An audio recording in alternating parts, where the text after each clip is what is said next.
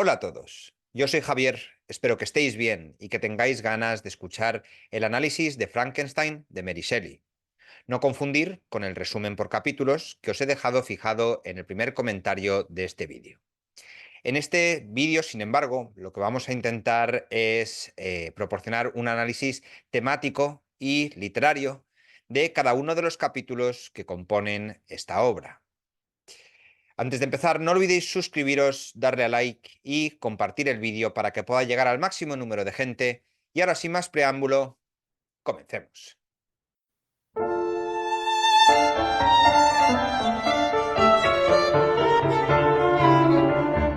Las cartas de Walton a su hermana establecen uno de los temas más importantes de Frankenstein, el conocimiento peligroso. Walton está ansioso por descubrir una parte del mundo nunca antes visitadas y aprender sobre regiones inexploradas, y experimenta una sensación de temblor mitad placentera, mitad aterradora, cuando piensa en el estimable beneficio que conferirá a toda la humanidad. Sus cartas ofrecen también el motivo de la luz. El entusiasmo de Walton por el hecho de que esas tierras donde el sol siempre es visible ofrecen luz eterna sugiere que la luz representa conocimiento. Aunque Walton afirma que su interés por los viajes marítimos es el resultado de la imaginación de su poeta, al lector le resulta claro que lo que también inspira su búsqueda es la inseguridad por su falta de educación. Walton se vio obligado a educarse por sí mismo, ya que su educación fue descuidada. Considera que esto es un gran mal y la vergüenza no saber más que un adolescente, o no estar más alfabetizado que un adolescente. Para Walton, el conocimiento y la buena educación son de suma importancia y juzga a todos los hombres por las cualidades que debería tener. Tiene una percepción altiva y crítica de otros hombres sin educación. Le dice a Margaret que el marinero que donó su fortuna al amante de su novia es noble pero menos comprensivo porque carece totalmente de educación. En cambio, su admiración por Frankenstein roza el culto. Frankenstein habla con elocuencia incomparable y modales gentiles, y Walton sospecha que debe haber sido una criatura noble en sus mejores días. A pesar de haberle asegurado a Margaret que será sereno, perseverante y prudente, Walton parece demasiado confiado e ingenuo. Si bien sabe que su viaje es peligroso, está convencido de su propio éxito y cree que nada puede detener el corazón decidido y la voluntad resuelta del hombre. Aunque este es su primer viaje como capitán, Walton siente que su decisión y su deseo de aventura de toda vida le permiten lograr un gran propósito. Sus hombres también están locamente deseosos de gloria y no se dejan intimidar por los peligros que enfrentan. Tienen propósitos firmes a pesar de las capas de hielo que amenazan con volcar su barco. Estos sentimientos horrorizan a Frankenstein. Cuando Walton le dice a Frankenstein que sacrificaría su fortuna e incluso su existencia para garantizar el éxito, llamándolo un pequeño precio a pagar por la adquisición de conocimiento, Frankenstein se agita cada vez más porque Walton ha bebido también de la bebida embriagadora.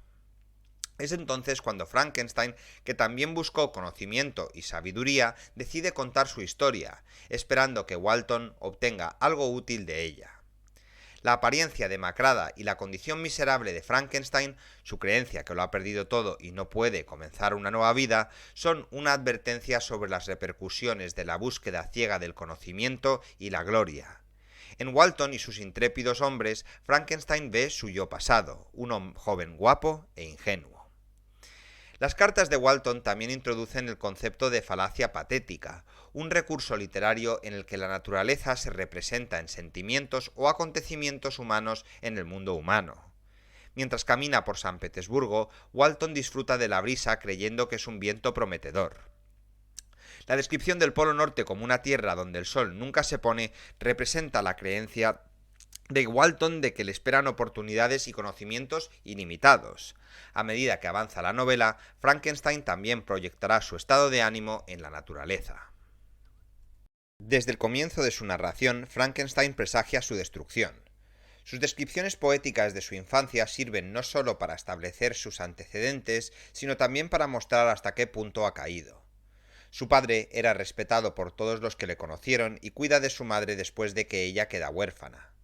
Su madre es un ángel de la guarda de los afligidos que acoge generosamente a Elizabeth Lavenza. Sus padres le ofrecen reservas inagotables de afecto. Frankenstein le dice a Walton que ningún ser humano podría haber pasado una infancia más feliz que él. Sin embargo, al ver su actual mala salud y miseria, los lectores saben que esta felicidad no durará. El comentario de Frankenstein de que le gusta pensar en su infancia porque es una época antes de que la desgracia hubiera contaminado su mente también presagia las tragedias venideras. La inevitabilidad con la que se describen estas tragedias ayudan a establecer el tema del destino y el libre albedrío. Frankenstein describe cómo su devoción por el conocimiento gobernaba su destino. También relata incidentes que crearon una línea directa hacia su destino ineludible. Por ejemplo, el hecho de que su padre desestimara el aprecio que Frankenstein seguía por Agripa simplemente consolidó la adoración. De manera similar, aprender sobre la electricidad, que Frankenstein llama un intento de ángel guardián de salvarlo de su futuro, no hace nada para disuadir sus intereses alquímicos porque el destino era demasiado potente. Los comentarios de M. Waldman de que los científicos ascienden a los cielos y son las palabras del destino que sellan la dedicación de Frankenstein al descubrimiento de los secretos de la vida. Frankenstein sugiere que su destrucción es el resultado directo de su búsqueda de conocimiento antinatural. Para construir la criatura, Frankenstein aprende aspectos del cuerpo humano que los humanos no deben entender. Al estudiar la decadencia y corrupción del cuerpo humano, Frankenstein incursiona entre las humedades impías de la tumba y frecuenta la sala de disección y el matadero. Su trabajo se describe como sucio y lo mira con desprecio. El carácter ilegal de su trabajo está representado por su apariencia. Mientras trabaja se pone pálido y demacrado. También es evidente el impulso frenético casi sobrehumano que lo impulsa. La normalidad de su tarea es en ninguna parte más evidente que en su descuido de la belleza natural. Frankenstein trabaja durante todo el verano y no se da cuenta de la cosecha abundante y los encantos de la naturaleza. Está tan concentrado que incluso pierde la conexión de sus seres queridos. Aunque logra descubrir los tremendos secretos del cuerpo humano, debe sacrificar su humanidad y su conexión con la naturaleza para lograrlo. No solo la obra en sí es antinatural, sino también la ambición que inspira a Frankenstein. Él mismo sugiere que su interés por las ciencias naturales estuvo inspirado por la ambición y la gloria personal. En sus estudios contempla el elixir de la vida y reflexiona sobre qué gloria acompañaría el descubrimiento si pudiera desterrar la enfermedad del cuerpo humano. Está cautivado por los comentarios del señor Waldman de que los científicos modernos son personas extremadamente poderosas. Cuando descubre los secretos de la vida, Frankenstein se siente orgulloso de que el deseo de los hombres más sabios desde la creación del mundo sea solo suyo. Mientras construye la criatura, se jacta de que una nueva especie lo bendeciría como su creador y fuente, y que muchas naturalezas felices y excelentes le deberían su ser. Las frecuentes advertencias de Frankenstein sugieren que hay arrogancia en la búsqueda del conocimiento y que aquellos que buscan aprender los secretos de la naturaleza serán castigados por extralimitarse. Walton, como Frankenstein, se cree destinado a la grandeza, y Frankenstein le advierte que el hombre que cree que su ciudad natal es el mundo es más feliz que aquel que aspira a ser más grande de lo que su naturaleza le permite. De los capítulos 5 al 8, la ternura y el cariño que Frankenstein experimentó cuando era niño son descritos detalladamente, y se contrastan con el trato que Frankenstein dio a su propio niño, a su propia creación, al monstruo. Frankenstein queda horrorizado por su apariencia, describe el despertar como una catástrofe y llama a la criatura desdichada. Su primer instinto es abandonar a la criatura a la que acaba de dar vida, y más que el instinto de un padre de cuidar a su hijo, piensa solo en su decepción. Cuando Frankenstein lleva al Clerval a su casa, le preocupa que la criatura todavía esté allí y aplaude su buena suerte al descubrir que se ha ido. En ningún momento se preocupa por el bienestar de la criatura. Meses después, Frankenstein vuelve a disfrutar de las deliciosas sensaciones de la naturaleza que había perdido mientras trabajaba en su creación, y se convierte en la misma criatura feliz que hace unos años, amada por todos, no tenía pena o preocupación. Aún así, no piensa en el ser que ha creado. El despertar de la criatura introduce otro tema importante en Frankenstein, la naturaleza versus la crianza. La naturaleza contra la crianza es un debate sobre si las personas están más influenciadas por los genes y las cualidades inherentes o por su entorno y experiencia. Frankenstein asume automáticamente que la criatura es malvada basándose en su apariencia. Huye cuando la criatura sonríe y extiende su mano pareciendo detenerlo. Sin embargo, los lectores deben tener en cuenta la posibilidad de que la criatura no busque dañar a Frankenstein, sino vincularse con su padre. Lo que Frankenstein interpreta como una sonrisa siniestra puede ser la sonrisa de un niño. Su extensión probablemente sea un gesto de amor. La progresión de la novela revelará casos similares de rechazo de la criatura. Se pedirá a los lectores no solo que consideren si la violencia de la criatura es el resultado de una naturaleza inherentemente malvada o del dolor de sus experiencias vividas, sino también si la apariencia de cada uno es una evaluación precisa del carácter de cada uno. Estos capítulos contienen mucho más ejemplos de la patética falacia. La criatura despierta en una triste noche de noviembre mientras la lluvia golpea lúgubremente contra los cristales. Cuando Frankenstein regresa a Ginebra, los cielos se nublaron y pronto sintió que la lluvia caía lentamente en grandes gotas. El reflejo del mundo humano en la naturaleza se hace explícito cuando Frankenstein considera la tormenta eléctrica como un funeral y una endecha para William.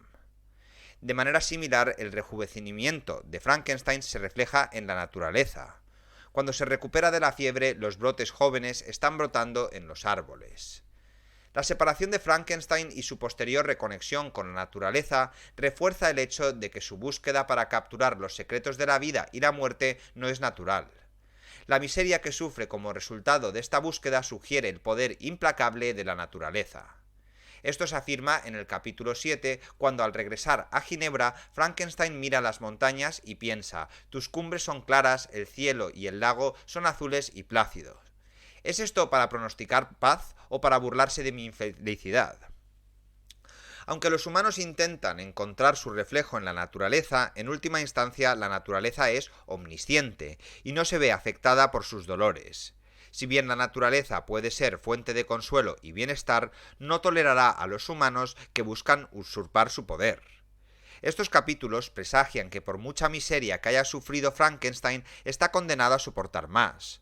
En el capítulo 6, el afectuoso recuerdo de Frankenstein de la amistad de Clerval presagia tristes acontecimientos futuros.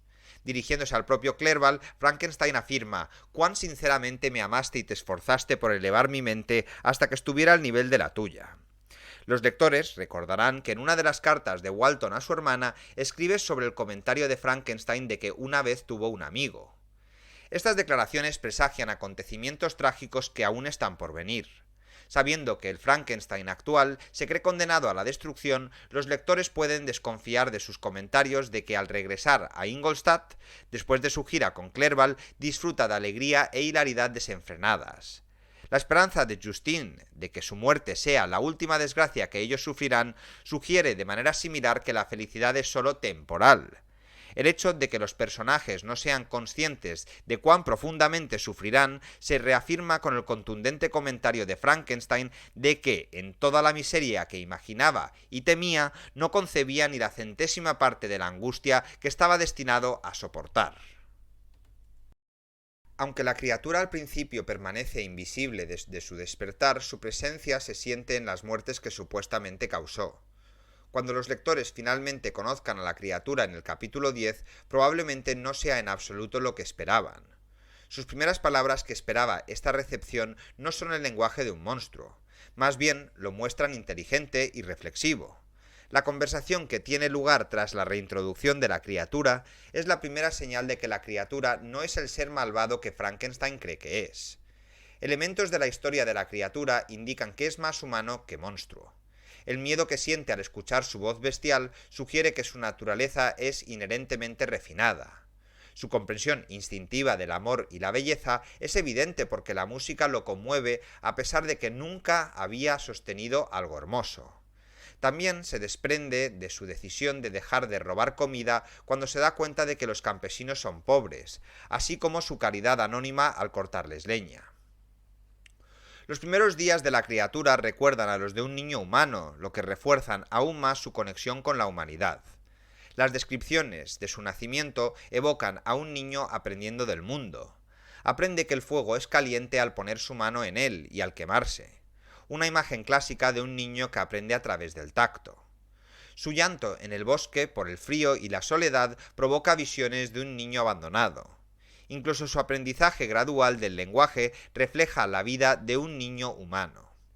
La criatura es infantil, no solo en su aprendizaje de la naturaleza y el lenguaje, sino también en su gradual despertar a la crueldad del hombre. Al principio, la criatura espera que los habitantes puedan aceptarlo como amigo una vez que vean lo amable y pasivo que es. Sin embargo, su esperanza y bondad se disipan con el rechazo que enfrenta. A pesar de su bondad inherente y su creencia en la bondad de los demás, los humanos temen y atormentan a la criatura. Cuando entra en una choza, el ocupante grita y huye de él. Más tarde, cuando entra en una casa, los aldeanos lo atacan con piedras.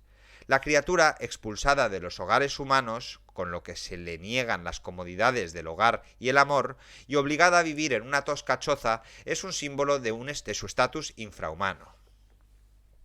La criatura no niega que es culpable de matar, en cambio se defiende afirmando que solo es un demonio porque ha sido irrevocablemente excluido. La miseria que transmite a Frankenstein presagia que sus esperanzas de ser aceptado por los campesinos serán aplastadas y las lecciones de su barbarie de la humanidad solo se verán reforzadas. Tanto Frankenstein como la criatura se sienten reconfortados por la naturaleza. Frankenstein, después de la devastación de la muerte de William, se siente tentado a sumergirse en el lago silencioso para que las aguas se cierren sobre él y sus calamidades para siempre. Su anhelo de morir completamente inmerso en el aire libre muestra su deseo de ser reclamado por la naturaleza, de la que ha sido alienado.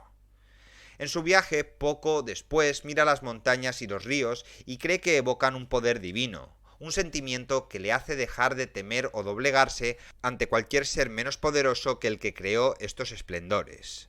La naturaleza es su creadora, una fuerza materna con la que se siente seguro.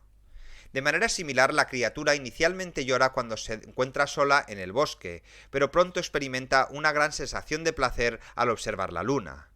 Más tarde, cuando llega la primavera, la criatura presencia el renacimiento de los árboles y el canto de los pájaros, y su espíritu se eleva por la encantadora apariencia de la naturaleza. Los sentimientos similares de Frankenstein y la criatura sobre la naturaleza no solo muestran la humanidad de la criatura, sino que también los conectan entre sí. A medida que avanza la novela, los lectores sentirán que sus personajes se entrelazan. Estos capítulos muestran el uso continuo que hace Shelley de la patética falacia. El día que Frankenstein habla con la criatura, llueve a cántaros, dado el paisaje una impresión melancólica. La lluvia también comenzó a descender cuando el monstruo cuenta su historia. La naturaleza también refleja la soledad de la criatura. Las montañas desérticas y los lúgubres glaciares, que son el refugio de la criatura, reflejan el hecho de que está tristemente solo. Le cuenta a Frankenstein que en los primeros días de su existencia una gran caída de nieve tiñó los campos de un blanco uniforme que hizo que el paisaje fuera desconsolado. Esto refleja su propio vacío. Finalmente, estos capítulos también introducen el motivo de Dios y Adán, lo cual es muy interesante en el sentido bíblico. La criatura le dice a Frankenstein que si bien debería ser como el Adán de Frankenstein, una creación amada, hecha de la propia imagen de Frankenstein, es en cambio el ángel caído Satanás, que fue expulsado de Dios y arrojado al infierno. Si la criatura es un ángel caído, entonces Frankenstein es un creador fallido. La criatura reprende a Frankenstein por haberlo creado solo para intentar matarlo, y le pregunta: ¿cómo te atreves a jugar así con la vida? La humanidad de la criatura se vuelve más evidente mientras observa a la familia de Lacey y aprende junto con Safi. La facilidad de aprendizaje de la criatura ilustra su virtud innata. Además del lenguaje, la criatura aprende sobre la historia humana y su disgusto al oír hablar de vicio y derramamiento de sangre muestra su virtuosismo. La criatura nota la ironía de que, a pesar de su humanidad, no puede disfrutar de la asociación con los humanos o es lo suficientemente humano como para apreciar las cualidades amables de los campesinos, pero está excluido de toda relación con ellos. Frankenstein reiterará este sentimiento, ser alienado por los demás, más adelante en la novela. A medida que avanza, Frankenstein y la criatura se vuelven cada vez más parecidos, lo que plantea la cuestión de si la criatura de hecho representa una parte de Frankenstein y de los humanos en su conjunto. Queda claro que es solo su trato cruel en manos de los humanos, no una naturaleza malvada, lo que hace que la criatura sea asesina. Esto es evidente cuando, el día que es rechazado y atacado por los campesinos, corre hacia el bosque y libera su angustia en aullidos espantosos como una fiera salvaje. La criatura se retira del refugio de la choza hacia el bosque y grita como un animal, todo lo cual representa su expulsión del mundo humano. A pesar de sus intentos de ayudar y razonar con los humanos, lo tratan como a un monstruo. Solo entonces decide librar una guerra eterna contra la humanidad. En última instancia, la criatura culpa a Frankenstein, quien cree que ha fracasado como creador y padre. En el capítulo 10, la criatura se comparó con la figura bíblica Adán. En estos capítulos amplía la metáfora comparando a Frankenstein con Dios. Mientras Dios hizo perfecto a Adán, Frankenstein creó un ser tan espantoso que ni siquiera él podía mirarlo. Además, mientras Adán estaba custodiado por el cuidado especial de su creador, la criatura estaba indefensa y sola. La condena de la criatura a Frankenstein como creador es un recordatorio de peligro de buscar conocimiento que no está destinado a los humanos. La incapacidad de Frankenstein para cumplir su papel de creador muestra cómo traspasó la frontera entre humano y Dios. No es solo el conocimiento que la criatura tiene del paraíso perdido lo que le amarga a Frankenstein. Su sentimiento de abandono también se refleja cuando descubre cómo los padres adoran a sus hijos. Al contemplar las diversas relaciones que unen a un ser humano con otro, se da cuenta de que ningún padre había vigilado sus días de infancia y ninguna madre lo habían bendecido con sonrisas y caricias. El reconocimiento por parte del monstruo de los peligros del conocimiento es una forma más en la que él y Frankenstein se parecen. Al igual que Frankenstein, la criatura siente nostalgia por la ignorancia, solo porque cuando aprende sobre la humanidad comprende su propia desesperanza. Al escuchar las lecciones de Safi, se da cuenta de que los hombres son respetados solo si tienen riqueza o familia, de los cuales él no tiene ninguna. Cuando se da cuenta de que siempre estará solo, desea haber permanecido en su bosque nativo, porque el conocimiento que adquirió le hizo darse cuenta de que siempre será una mancha sobre la tierra, de la cual todos los hombres huyeron y de la cual todos los hombres repudian. El motivo de la luz como conocimiento se recuerda a través de la naturaleza simbólica del fuego. Cuando la criatura pone sus manos en las llamas solo para retirarlas con dolor, ilustra cómo el conocimiento puede ser útil pero peligroso. Su naturaleza peligrosa se intensifica cuando, devastada por su rechazo, la criatura quema la casa de los campesinos. Destruir su casa con fuego enfatiza cómo el conocimiento de sus prejuicios y de la naturaleza eterna de su soledad disipa su esperanza y su felicidad.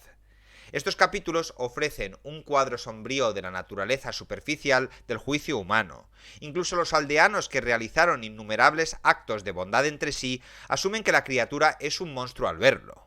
Más tarde, aunque esperan que William había vivido un tiempo demasiado corto para haber absorbido el horror de la deformidad, descubren que los niños también tienen prejuicios por la naturaleza. La afirmación de DeLacy de que los hombres pueden ser cariñosos y caritativos resulta falsa. Además, su comentario de que él y su familia pueden simpatizar con la condena indebida de la criatura muestra su hipocresía humana. Incluso aquellos que han sido juzgados injustamente se apresuran a juzgarse injustamente a sí mismos. En literatura, un contraste es un personaje que contrasta con el protagonista para enfatizar aún más las características del protagonista. A lo largo de Frankenstein, Clerval se ha establecido como un contraste para Frankenstein. Como Frankenstein, Clerval es ambicioso, aunque su interés radica en la literatura y los idiomas. Clerval, como Frankenstein, amaba la empresa, las dificultades e incluso el peligro por sí mismo. Él también busca beneficiar a la humanidad no a través de descubrimientos científicos, sino ayudando al proceso de la colonización y el comercio europeos en la India. Al igual que Frankenstein, el sueño de Clerval era convertirse en uno de aquellos cuyos nombres están registrados en la historia como valientes y aventureros benefactores de nuestra especie. Frankenstein alude a la conexión entre sus ambiciones cuando dice que en Clerval vio la imagen de su antiguo yo, curioso y ansioso por adquirir experiencia e instrucción. Sin embargo, la pasión de Clerval por la vida y la naturaleza y su disposición poética contrasta con el temperamento a veces violento de Frankenstein y sirve para enfatizar la miseria de Frankenstein. El disfrute de la naturaleza por parte de Clerval también recuerda al Frankenstein antes de la creación de la criatura. Así como la alegría y la vivacidad de Clerval contrastan con la oscuridad de Frankenstein, la soledad de la criatura contrasta inicialmente con la alegría y el amor que Frankenstein conoció cuando creció. Sin embargo, a medida que la criatura comienza a vengarse de Frankenstein, los dos se vuelven cada vez más parecidos. La criatura advirtió a Frankenstein que si no crea un compañero o compañera, destruirá a sus seres queridos, dejándolo solo y sin amigos, así como está la criatura.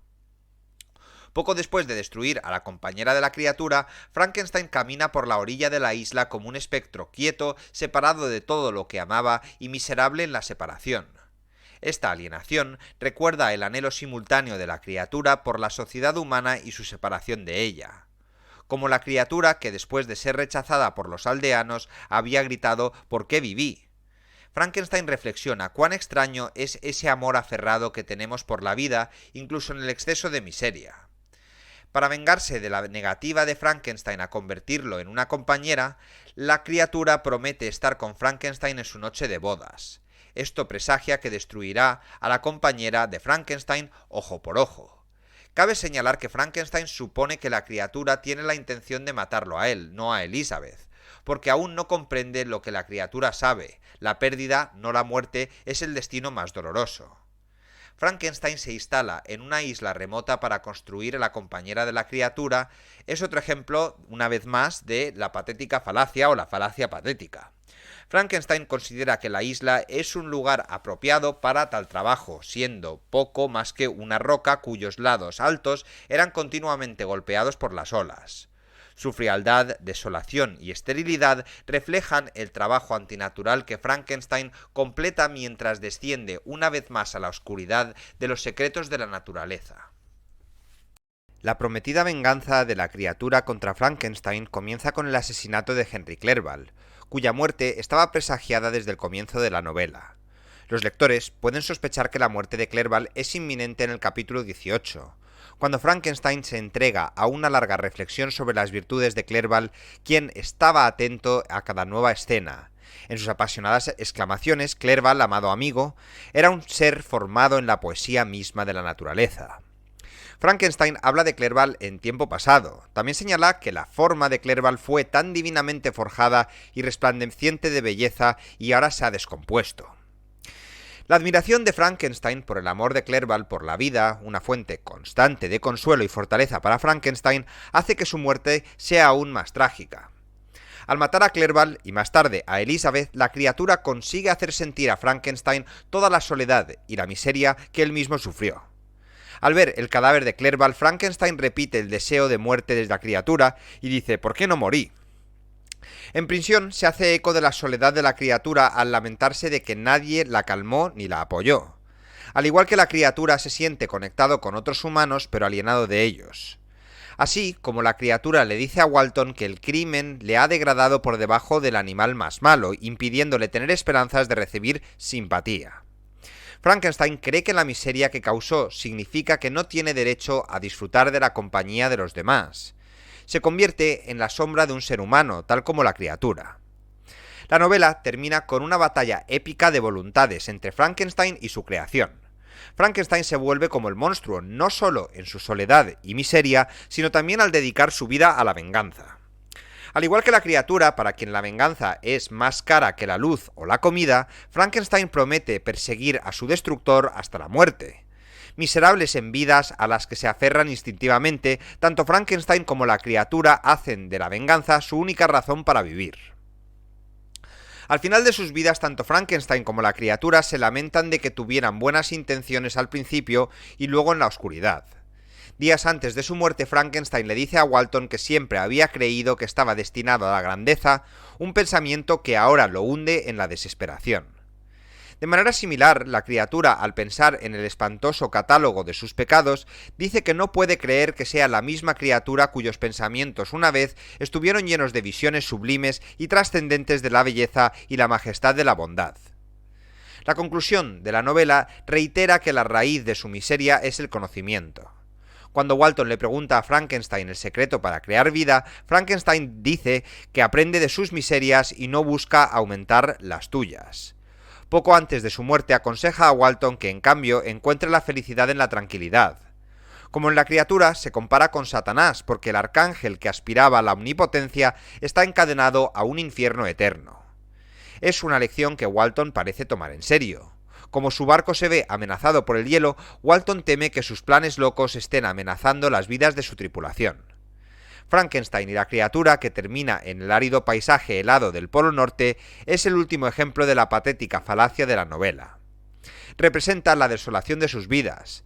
En esta tierra de heladas eternas, Frankenstein finalmente no logra atrapar la criatura. Luego, tras la muerte de Frankenstein, la criatura regresa buscando un perdón que nunca recibirá. Así como el paisaje helado no ofrece ni alivio ni vida, ni Frankenstein ni la criatura logran lo que buscan. La criatura le reitera a Walton que no disfrutó de sus crímenes, más bien sufrió agonía y remordimiento, y el odio que Walton siente por él no puede igualar al que él siente por él mismo. Su insistencia en que su corazón fue diseñado para ser susceptible al amor hasta que quedó devuelto por la miseria al vicio es un recordatorio final de que la bondad inherente puede ser desmentida por la apariencia y las acciones de uno mismo.